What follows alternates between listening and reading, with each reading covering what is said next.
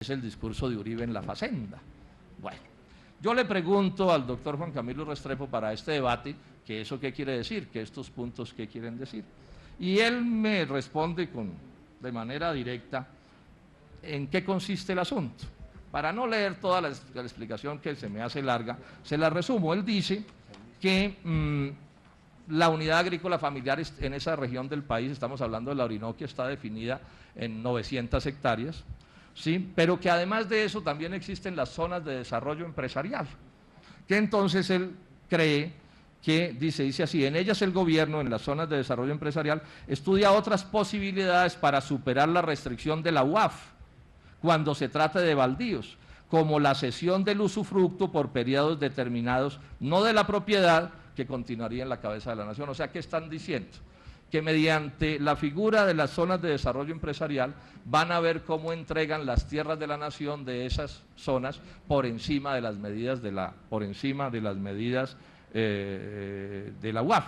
Las entregan no vendidas, no en propiedad, sino en concesión o en usufructo. Y que al lado de eso habrá parcelas para la población campesina.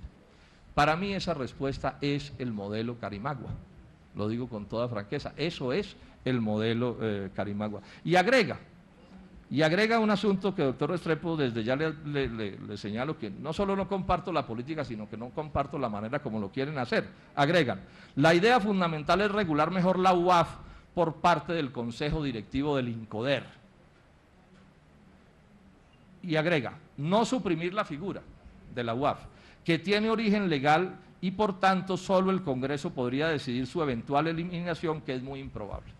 O sea, en vez de traer al Congreso una ley para cambiar la UAF, que fue lo que tampoco quiso hacer el presidente Uribe, y lo cuenta en este discurso, van a hacer mediante resoluciones del INCODER, es lo que me dicen en las respuestas, la manera, digamos, de saltarse los límites de la UAF. Yo ese estilo no lo puedo compartir. Es decir, si el gobierno nacional considera que la UAF se debe cambiar, pues pasen un proyecto de ley y que se cambie la UAF y lo discutimos esto de cara al país con toda tranquilidad. En resumen, entonces, ¿cuál es la política del gobierno nacional? Una de las políticas de tierras del gobierno nacional es hacer enormes proyectos como estos que voy señalando. Alguien podría decirme que faltan, digamos, datos para el asunto, pero el doctor Juan Camilo Restrepo estuvo el 26 de agosto en la convención de la Asociación Bancaria, en la reunión con los banqueros, que son finalmente los que mandan en este país, y ahí se detuvo sobre el caso de la UAF, y recordó que eso era algo parecido a lo que se había hecho en la zona del Cerrado, en la sabana brasileña, y señaló que de lo que se trataba, con el respaldo del Estado, además de la modificación de la UAF, era lograr una gran agricultura empresarial, también en convivencia con asociaciones suministradoras de pequeños y medianos campesinos que allí se puedan asentar. O sea, pero la política es la política, dice el doctor Juan Camilo Restrepo, de una gran agricultura empresarial. Y en esa misma intervención en la Asociación Bancaria, usted se recordará, doctor Restrepo, usted señala que se van a modificar las regalías. Ojo, senadoras y senadores, que la modificación de las regalías, dice, abre unas perspectivas inmensas para que el país pueda realmente pensar en el financiamiento de grandes emprendimientos en el campo agropecuario, y agrega, llevar esos proyectos de regalías no a financiar pequeñas cosas, sino a proyectos grandes y de envergadura. O sea, lo que veníamos diciendo también aquí en la Comisión Quinta, que el cambio en las regalías era para salir de pequeños proyectos de interés regional a grandes proyectos de interés nacional, y pues se ratifica que esa es la política agropecuaria del gobierno nacional. Por eso yo he dicho que lamento que el debate sobre este asunto de las tierras en Colombia se esté dando sin esta cara de la moneda. Yo no estoy de acuerdo con esto, lo dejo de una vez claro, pero bueno, lo menos es que se le permita al país discutir el asunto y no nos pongan a todos a hablar de la tierra de los desplazados, de lo que hay que hablar, por supuesto, mientras por el otro lado están sucediendo cosas tan discutibles como estas. Pero además esto tiene un ingrediente que el gobierno debía atender también, a mi juicio, de manera satisfactoria, y es que toda esta política que llamo del modelo Carimagua, incluye la posibilidad de que esas tierras se le entreguen en propiedad o en usufructo a el capital extranjero. Y entonces aquí aparece otra discusión. ¿Por qué me detengo en esto del capital extranjero? Porque se sabe que por el mundo andan inversionistas coreanos, del Medio Oriente, chinos, etcétera, comprando tierras o alquilando tierras. Ahí intentó Daewoo, la transnacional coreana, hacerse al usufructo de, por 100 años, de 1 millón de hectáreas de tierra en Madagascar. En el Brasil acaban de prohibir que les den más tierras de la Amazonía o de la Amazonia al capital extranjero. En Paraguay acaban de prohibir esa situación, en Uruguay lo están estudiando. Y miren ustedes este dato que publicó el periódico El Tiempo, pero que no produjo el debate nacional que debería producir.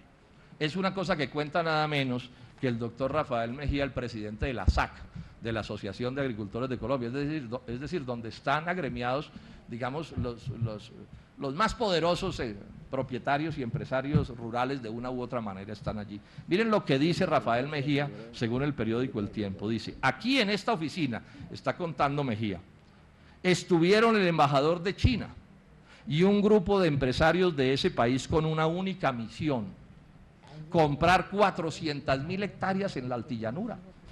400.000 hectáreas en la altillanura, eso fue a lo que fueron los chinos, que es allá de donde estamos hablando este tema de la UAF. Este tema de la UAF está, claro, eso es de interés de todas partes, pero particularmente allí. Y agrega Mejía, ellos solo querían comprar 400.000 hectáreas, perdón, pues traerían la mano de obra, los insumos y la maquinaria necesaria, mientras toda la producción de granos sería exportada del país. Este es un tema al cual Colombia tiene que abrir el debate, doctor Juan Camilo Restrepo, con la posición que sea. Yo ya explicaré cuál es mi posición, pero lo menos es que se debata, como se dice, de cara a Colombia, que cada uno entre en la discusión, porque es que además ya se sabe, también dice la misma información, que Maggi de Brasil está montando proyectos en Colombia, Mónica Semillas de Bolivia, Cargill de Estados Unidos. O sea, esto se está moviendo. Esto no son, digamos, suposiciones, sino hechos reales que se están moviendo. Ahora, ¿cuál es el problema de venderle tierra a los extranjeros y más en estas proporciones? O sea, que hay un problema de soberanía nacional. Yo pregunto a los dirigentes políticos de esta comisión, ¿quién queda mandando en una región donde alguien es dueño de 400.000 hectáreas? ¿Quién manda políticamente, digo yo? Alguien distinto que el propietario de esa hacienda. Por supuesto que es imposible que suceda una cosa diferente. Y cuando es para extranjeros, pues mandan los extranjeros. O sea que aquí hay un tema de soberanía nacional. Pero hay otro tema. En Colombia hay un problema gravísimo de la producción agropecuaria, doctor Restrepo, y usted lo sabe, es que nuestra tierra, la tierra colombiana, se está volviendo demasiado costosa. Demasiado costosa. Y entre más se inflen los precios del suelo rural, más difícil es producir en ellos, porque necesitaríamos vacas que den champaña para que sea rentable tener una vaca en una hectárea de 20 millones o de 15 millones o de 30 millones. No he dicho ni de champaña. Esta es un poco la historia de lo que está sucediendo. Todo esto termina en plata en negocios del narcotráfico o de especuladores inmobiliarios que compran una gran extensión de tierra, la dejan guardada para que algún día aparezca otro especulador que se las compre. O sea que este debate es un debate enorme. Yo soy de los que creo que en Colombia deberíamos empezar a discutir, senadores de la Comisión Quinta, la prohibición de venderle o arrendarle o entregarle en usufructo tierras al capital extranjero. El mundo va para una escasez de alimentos. Es inexorable. La cantidad de tierra que hay es una tierra fija y la población crece. Vamos para un problema gravísimo, una contradicción de carácter global con respecto, y me voy a referir al final de mi intervención a esto, sobre dónde se van a producir las cosas.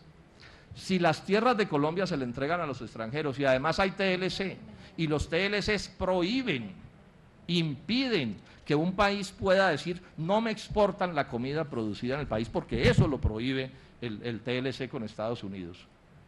Estamos hablando de que el día de mañana en Colombia puede no haber comida para los colombianos porque las tierras están en manos de unos extranjeros que las van a estar exportando los productos de ese territorio. Luego, aquí estamos hablando de un debate de gran seriedad, de gran profundidad, para no mencionar el otro tema, el de los precios del suelo. Unos cuantos se enriquecen con esa especulación, pero el país como un todo va perdiendo